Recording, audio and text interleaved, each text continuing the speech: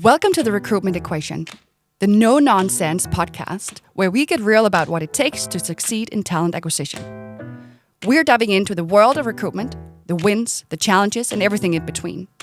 From innovative strategies to unfiltered conversations with industry leaders, we're here to give you the insights you need to elevate the way you attract and hire.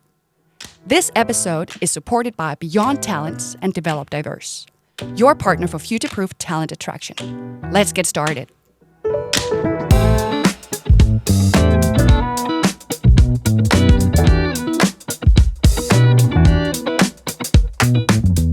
Julie, we're going to talk about unconscious bias. But before we get into that, I know you have a lot of experience on that and have spoken publicly about this before as well. But could you share a little bit about who you are and all your great achievements? I don't really know if I have any great achievements that I want to share, but I'm it sounds so fancy, but I'm Chief People and Culture Officer at one of the Visma companies called DataLøn and ProLøn. Yes. Very national Danish. We are developing software within a salary for small and medium businesses.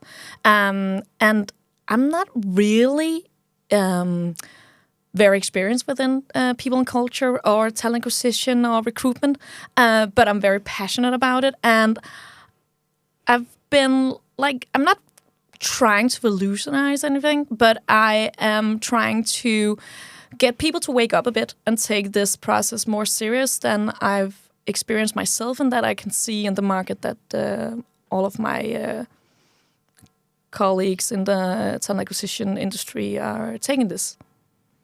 Wonderful. I think that's a really good point of departure, to be honest. The passion that can move it forward.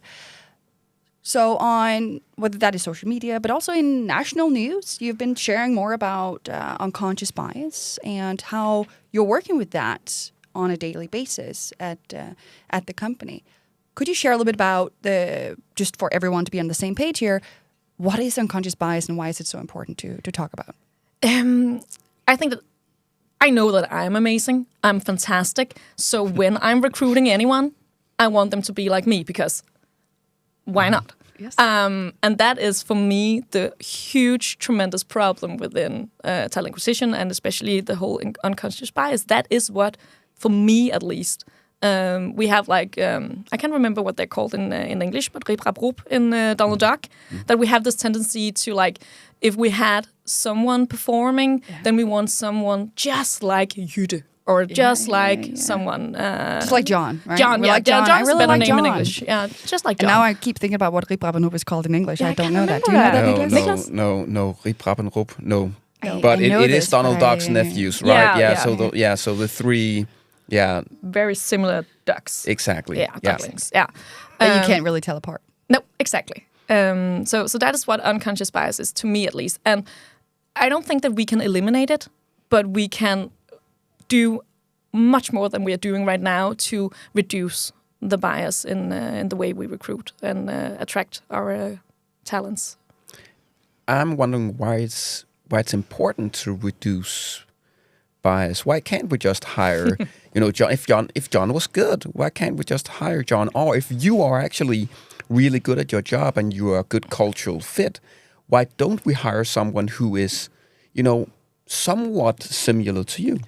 Oh, you just hit the nail with that one because you said cultural fit. Mm-hmm. It's about cultural add, for me at least, because we cannot develop or proceed with anything or grow with the same people because we will have a tendency to do the same assignments the same way that we have always done it. And that is the best way to not innovate or to not grow in any way. Yeah. So that is why we cannot just do the rip rap rup.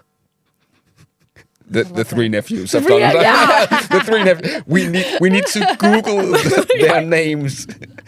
Yeah, this has to happen. Wonderful. It could also be the Chippendale, the chipmunks. Right? There's only two though. Yeah. They're also very similar. Same point. Same point. I like that we have the Disney universe here. That suits me very well. Me too. But I think that is really important, right, Nicklas? Because it's really about why is that diversity good in the first place. And of course, that's the first step before we can go into eliminating, blocking, whatever you want to call it, bias in that way. Yeah. So how do you do that? That's a difficult question to answer. But we have tested a lot of different things out. For me, at least, you start in opening up the job ad. So you don't, we have a tendency to, in Danish at least, to use words as robust, strong, and those words have a tendency to be very attractive to male applicants. So if we use a more inclusive language in our job ads, that is the first point of reducing the unconscious bias from the applicants as well, because they're biased as well. We are biased as fuck. Everyone has bias. So we need to reduce it on our side, but also on the applicant side. So we start there. And then we blind our CVs. If we even use CVs, we have tested and experimented with a process where we only ask the applicants to answer 5 questions that talked about, or we asked them, what is a great leader to you? What would the perfect day at work be for you at our company? And that was what we screened, the answers to their questions, not anything else. Because the whole CV, that's a different episode maybe, but is that even what we need to use to find our new co-workers? I don't think so. I think it is this episode, actually, the conversation about the CV itself. So we are geeks in this area. Mm-hmm. We are not always supporting a business with TA geeks or recruitment geeks. So they are accustomed to, if I am head of IT and I need a back-end developer, I would like to see what type of technologies have they worked with for how many years? Have they been in a similar company with a similar IT infrastructure? What roles have they had?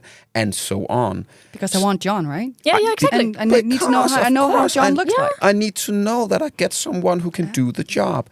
So I'm curious, how have you worked with your business in regards to this? And that has... I'm not going to say that it's been like a walk in the park, because it hasn't. It has been a challenge. But we have taken it in steps. So first, we started having a different tone of voice in our job ads. And at first, the reaction from our managing director was just like, who the hell are you trying to attract with this whole emoji, very fun way of approaching this? And we just saw that it was actually everyone we attracted. So, and then it was just like, okay, maybe this is kind of working. So first there was a business case on this one, because we got a lot more applicants than we were used to. So they were just like, oh, and it was actually very qualified applicants. Then I was just like, okay, if we then could try to eliminate the whole application, because no one really used it for anything. And then we sorted, that kind of worked as well. And then I was just like, okay, could we then try to get rid of the CV as well? So, taking it at bite size has been the way that has worked for me in my organization, at least. And the whole CV thing for especially developers has been a huge success as well. We in spring we tried to get some AI developers, and they're like freaking unicorns. There are not that many of them yet, and they are very hard to find. And we were just like, okay, there were no need for them to show us any educational, because no one can say that they have an AI education for now, at least. So we were just like, okay, could you just give us your GitHub or anywhere else that you can showcase what you have done within the AI area? Because that is actually what is important. The whole way of them to showcase what they can do and not what they have done. Does that make sense? Like, it doesn't matter if you have 3 or 5 years of experience in another company, because that is not the same you are gonna do at our company. So I'm for the few people out there who know a bit about me, know that I like the whole approach. You know a little bit about this of actually showcasing. So I really like the fact, as you said, that you show us how you work, show us what you do, instead of us making the assumption that because you've done something before, then you will also be able to do it here. Have you any data on not only like number of applicants, but also some of the hires you've made? Have you made any hires where we would not have hired those people if they had, sent in a formal resume and a cover letter? Yeah, and that is within the AI developer job. I know that we have not been able to attract that one. We got 2 actually. And one of them I know, and I have spoken to him after he joined. He was just like, okay, it was because it was easy for me to apply. That's why I wanted to be part of your company. So I know that we would not have been able to attract and recruit him if we had done it in the old-fashioned way. And with one of our recent experiments within this area, we wanted to find some customer success employees. And we didn't have anything else than these questions. And the leaders or the hiring managers didn't see anything about the candidates besides these different answers to the 5 questions. And then they met the person first time, and they were just like, we told them from people and culture sites, you're gonna meet X. And we experienced that we got some new colleagues that we would not have hired if we had seen their CVs, because they had a totally different background than what we are used to. And I'm very, very, very proud of this, because yesterday they just passed we have like something called our salary education, like for our new co-workers within our customer success. And they passed the whole group. And that is actually not the case usually, that they all pass in first take. So it worked. You could say they might have been more qualified even. Yeah, I would say that they have been more motivated than some of the usual applicants.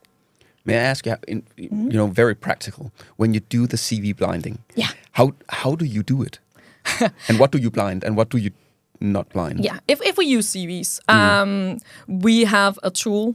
I'm very, very married to Team Taylor, and they don't pay me anything to, like, it's a mutual relationship we have with each other. No one is forcing anyone to anything, but the tool blinds everything that could indicate anything about the person. So it's name, it's if they have written something about their age, that is blinded as well. Their picture, if they had like placed a picture in the CV, that is blinded as well. And then they get these really funny names and colors in our application system. So even if I wanted, I couldn't see anything about them that would like trick my unconscious bias. Yeah, so I think you also shared it. I think it might have been on LinkedIn where it's so we use Team Taylor as well. So I'm also accustomed to see it. But for the listener, I think everyone would get a name like Nice Fox. Yeah, and this is John. Yeah. Nobody would see the name John, but you would see Nice Fox. Exactly. And then you would judge Nice Fox, and how can you not be nice towards Nice Fox, because it doesn't trigger those unconscious biases. Bad. Then we got someone called Purple Reindeer, and I've just watched Baby Reindeer on Netflix.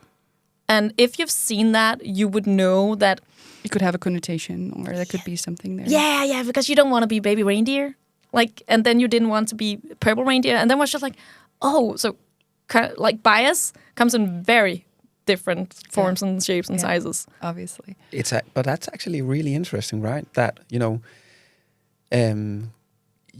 really good at saying blocking or minimizing, but what we actually just do, we just replace. Yeah. We replace bias. So I'm used to getting challenged on this. So now I will just do the same to you. Yes, of course. Because when we then replace resume, cover letter with 5 questions, then we assume that people that can answer those 5 questions at the best of their ability in terms of what we want to read, that they are better. And right now, what I'm being challenged with, because I'm pro you and your methods, but what I'm being challenged with is, but Nicklas, how do we know that they have written those answers themselves and they have not just used ChatGPT? You don't. No, and so what are your, if you get challenged on, well, aren't you just, being biased in another way? In, what are you used to answering to those challenges? Yeah, but as I said in the beginning, we cannot eliminate bias. No. So we are, of course, like postponing the whole bias and the whole part of.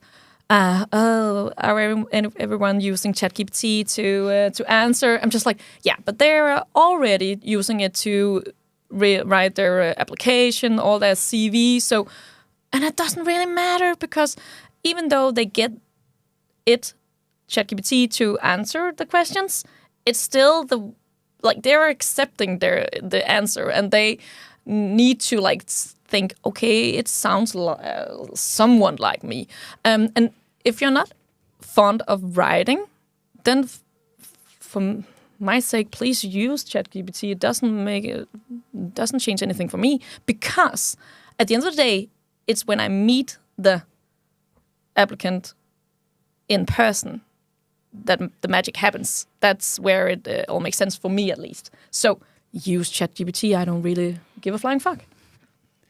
But and again, I actually agree. But how do you? We've talked a lot about a lot of companies. One of the reasons why their recruitment process is a bit flawed is because they don't actually know what good looks like, and they don't agree. So TA with the hiring manager and with the hiring manager's manager, they are actually not aligned. So how have you ensured that you are all aligned with what good looks like when you then get the answers from these 5 questions? Is it you and TA who are screening those answers? Is it a hiring manager, or is it? It depends. Okay. It depends. And that is actually also one of my main points, that one size doesn't fit all. So you need to have a recruitment process that are adaptable and changeable, depending on what role you are trying to recruit. So for the customer success, because we got a bunch of applicants, we in People and Culture screened. But for example, I'm trying to find a leader for our product development team right now, and I am together with hiring manager assessing and screening, because it is difficult. It is. We are so used to screening the CVs and looking for the 3 to 4 or 5 years experience. So it's something that takes time to get used to, and it's a muscle that needs to be trained. So we do that together. Also because one of my main points also within recruitment is that we need to have more eyes on the prize here, because I like myself. And when I see someone that writes very well, I'm very much, I get in love, I fall in love. But maybe that doesn't really make sense in that recruitment to be. Or who plays golf, and you play golf, right? Yeah, exactly. Right? Yeah. We like to play golf. Yeah. And maybe we could play golf together. Yeah, exactly. We have the saying that we have a pizza test. If you would like to eat pizza with that one, the candidate in the evening, then it's a good fit. And no, not necessarily. No. Yeah. We could talk about this particular topic for a really long time. I think what I meet out there is a lot of people who really would like to explore this more, but is afraid of doing it, or is meeting a lot of resistance in their respective companies. Did you meet resistance in this regard, and what did you do about it? I would not say that I didn't met resistance at all. Could also be just hesitation, maybe. Yeah, maybe more hesitation, and I still meet that. So, for example, for the whole leader within the product development right now, I was just like, let's go completely blind again. Let's do like we did with the customer success. You don't know anything about the candidate besides the answers to the questions. And the director was just like, this is a really important role. Just like, yeah, okay. So it's just, okay, could we do a compromise where we get them to answer the questions? And then if that is something that is interesting, then you look at their CV, or we just say that they can upload their LinkedIn profile. We don't need their CV. Again, because we need to like make it easy for them to apply. So LinkedIn is just fine. And he was just like, okay, that's okay. Because then I'm like training the muscle a bit. So if you meet resistance or hesitance, then like see if you can nudge them bit by bit. That is what I've been doing, and that's working. Well, you also talked about the business case a little bit. Yeah. Creating that business case. So how did you do that specifically? And what KPIs were you looking at, or what data did you look at to create that business case?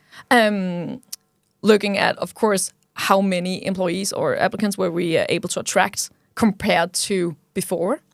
But it's not about it's not a numbers game. It's about quality within the applicants. So I'm not at a point now where I can say, okay, I have this KPI, and this business case where I can say that we are succeeding because we're just starting. So I don't really have anything to... That's actually interesting. But that is a KPI as well, right? More qualified candidates. How do you get that? Yeah, but it's really... that is some of the great challenges within TA and P&C, and it's very hard to measure. Because what is a good candidate, and what determines if the recruitment was a success? So we are just about to launch quality of hire, but that is still very subjective. Okay. Because what is a great hire at the end of the day? Is it because we don't have a high churn or turnover within our newly hired employees, or we measure in ENPS? And we have a very, very high, like the first 3 months, they have a ENPS of 100. I'm very proud of that, but does that really say anything about anything? I don't think so. What I'm curious about is that, as you said, we can postpone bias. So, in worst case scenario, you get buy-in from the business to block or minimize bias in the beginning of the process. And then whenever they meet someone, if they don't match the profile they were looking for, they would be like, no one, next, let me see another one. How have you worked with your hiring managers or your company in actually also being open-minded and being more inclusive when they then meet people that don't have the background that they might have been biased, to look for? It's a culture thing more than anything else, and it's not something that I have done because I'm not able to do that on my own. So it has been, I really hate the word journey, but it has been a journey because they can see that they... Pause. Jeg mistede tråden. Yeah, that's okay. Let's do the question again, maybe.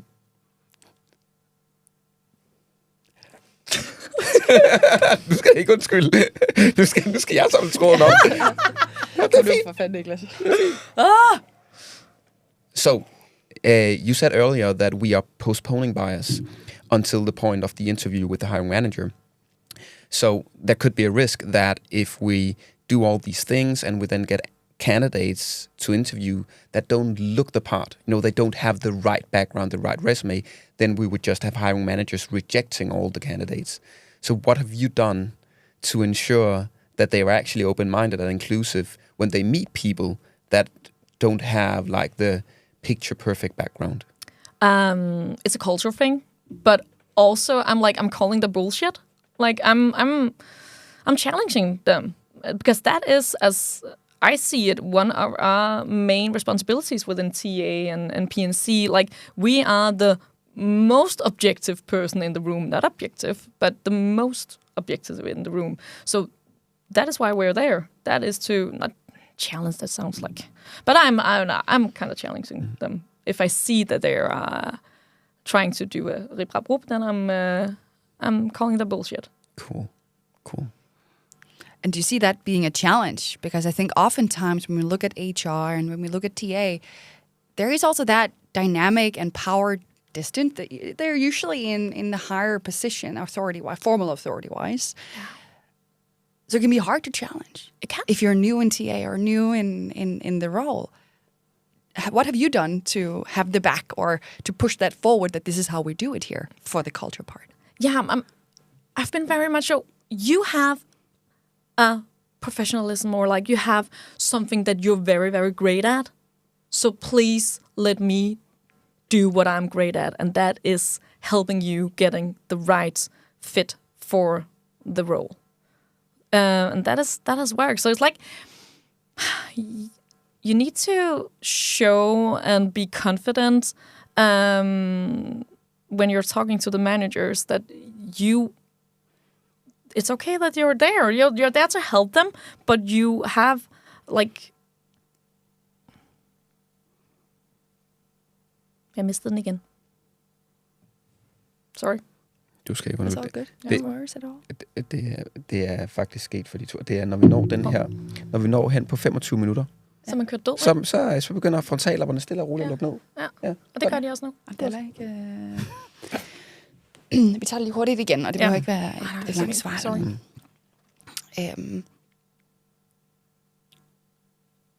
So what I see sometimes as well is that you have hiring managers who are, formally speaking, higher up in the hierarchy, and then you have, whether that is TA or HR, who is supporting on the process, as you're saying here, and should push back on the bias and be the objective person here. But how do you do that? How do you ensure that that pushback happens when there is a difference in the formal authority and formal power you have? Yeah, I'm like, if we don't have a say as TA or HR in the room, then we shouldn't be there. So that is like the really short answer to that. And I know it's challenging, and I know that a lot of hiring manager doesn't really respect TA or PNC or HR. But if that's not the case, or if it's the case that they don't respect you, then you have a huge problem. That it's a different problem. Yeah, it's a different problem, really. And has nothing to do with unconscious bias or the theme of this podcast. That is a whole different problem, in my opinion. So many people out there are starting their journey and exploring and iterating out there. How did you start? What was the first thing that, even to get to the level where you have that understanding of unconscious bias and own reflection of own biases? How did you start? Oh, that is a really, really good question, actually. How did I start? I think the whole, getting from unconscious to conscious, I was researching a whole lot. I was just like, oh my God. What triggered you to sort of even look for this knowledge? Did you have someone in your network? Did you have an experience? I my whole life is on LinkedIn. So, I'm living, that's the first thing I do when I wake up, and the last thing I do when I go to bed, check LinkedIn. And so I just saw that there was a lot of posts about, are you aware of your tendency to hire someone that looks like you? I'm just like, oh my God, that is a problem, and that's what got me triggered and got me started. And then reading about it, exploring. Yeah, and then in the small bites. Trying to see what can I do to change this, but not do it a whole big bang, but in small bite sizes. Yeah. And is that the best advice? What is your best advice?